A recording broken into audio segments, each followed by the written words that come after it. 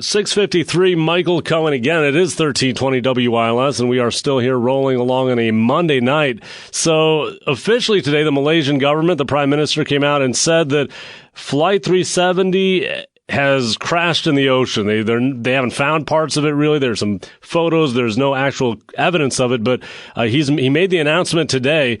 That's after the plane disappeared on March 8th. So what should we make of this? Well, my next guest just came back from Malaysia, worked with Malaysia Airlines to try to help them figure this very bizarre mystery out. Ken Jenkins is an aviation crisis consultant. Online, he's Ken Jenkins, LLC.com. Ken, thank you so much. You're welcome. Thank you for having me on. What kinds of crashes have you worked on previously to this one? Prior to Malaysia Airlines 370, I was with American Airlines for 26 years and worked September 11th and their accident after that, 587, which was just 2 months after September 11th.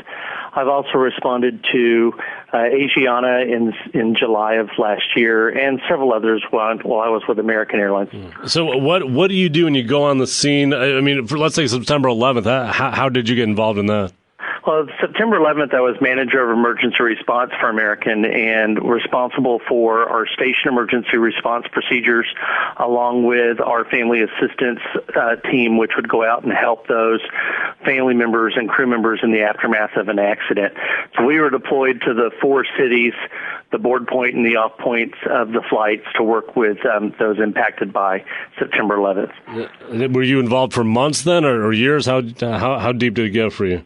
We're typically involved initially on scene and with families for the immediate aftermath and to take care of immediate needs such as travel and bringing family members in to support each other and helping with funeral arrangements and things of that nature. And then we'll get involved again at the 1-year anniversary mark. And then any ongoing questions that families have can be routed through the emergency response department and sent to the appropriate departments for response. What is that like when you're dealing with families that are going through this horrible shock and trauma in the moments after a crash? How do you work with them? Well, we work the best we can in terms of providing, I guess maybe the best way to think about the role is like being somewhat of a concierge and providing services that they may not know are available to them, and letting them know from an airline perspective, like Malaysia Airlines, they have special assistance team members that are trained to respond in an event like this, and they work with families to provide grief counseling if needed or requested by the families, to make sure they have meals, to help with items around the house if they need that, if they're not at a family assistance center, but most importantly to provide information to questions that the families may have. Okay, now in this case, that's exactly what was lacking, or any real answers. Now, what exactly were you doing in Malaysia then? Well, with the Malaysia Flight 370 event, I was in Kuala Lumpur to work with Malaysia Airlines, with their family assistance teams, to ensure that they were doing the best that they could with providing the services to the families. There were family assistance centers established in Beijing and Kuala Lumpur, and the volunteers within Malaysia Airlines would then reach out to families to answer questions and again provide those services. Tell me this, how competent did the Malaysian Airlines folks, how competent did they seem to you? Well, the Malaysia Airline folks are well trained and well ready to respond, and they did the best they could with the information that they had coming from the Malaysian government. And that's where I think you see a lot of the frustration with family members of the passengers and crew, was that the Malaysian government, in their opinion, wasn't quite as forthcoming as they had hoped in terms of how the investigation was going. They felt like they were getting little information. There wasn't as much, I think, of that frustration with the employees themselves, although you heard that at times. But for the most part, it was ventured towards the accident investigation. So when you're on the ground right there in the center of things, how is this tragedy being discussed day by day as compared to what you're seeing on TV? It's pretty much to some degree it is to what you see on TV. What you don't see on TV, though, are the day-to-day conversations that the employees themselves from Malaysia Airlines are having with family members. They take questions that they get from the families and do their best to funnel those to the accident investigators so that those questions can then be answered. But there were no real answers, right? No, that was, again, part of the frustration is if you go back to 2009, for example, with Air France Flight 447, family members of that particular accident for the first 4 or 5 days didn't have anything in terms of confirmation as to what happened to the plane. But 5 days into the event, they did find wreckage. And so they realized very quickly that something catastrophic had happened.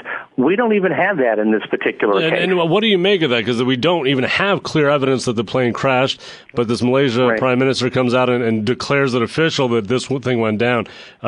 What do you make of that decision to do that? Well, it's a very difficult decision to make. I mean, you're looking at it's a 14-day to 16-day time frame. I think we're 16 days into this now, and then based on what I've reviewed today was new technology and input from the United Kingdom that gives a definitive path as to where the aircraft was, and given that path and that they would have run out of fuel, the conclusion is that it crashed into the ocean. We're hopeful to some degree that the debris field that the Chinese, the French, and the Australians have kind of pinpointed into this general area will confirm that it is indeed wreckage of the aircraft, which will provide some basis for the families to be able to move forward in this event. And you left Malaysia before this discovery. Was there already a feeling there that this was in fact a crash, or how would you explain it? You know, it was just as I was leaving, the tide was somewhat turning away from that there was ill intent or something, in the cockpit with the crew. Those kinds of theories were still there, but there was more of a discussion of was there a potential fire on board the aircraft that could have incapacitated the crew, disoriented the crew, which is why they made that left turn to possibly go to an airport that was close by for landing. And let me ask you, the Malaysia Airlines employees, did they give you any insight about the pilot and the co-pilot? No, we actually didn't really talk about that with the employees, and we were and they were very focused on responding to the families and doing their best to respond to their needs. So they did that through face-to-face visits, as well as having a 24-hour telephone center that was open where family members could call into to ask questions, and that call center then reached out to families. So most of that focus was geared to the families. About 30 seconds left. You were saying, though, that by the time you left, there was a thought that it was just an accident that occurred in the cockpit? Well, I was going to say it really kind of turned away from being a conspiracy theory to the captain and the co-pilot having something to do with it to it could have been something mechanical with the plane.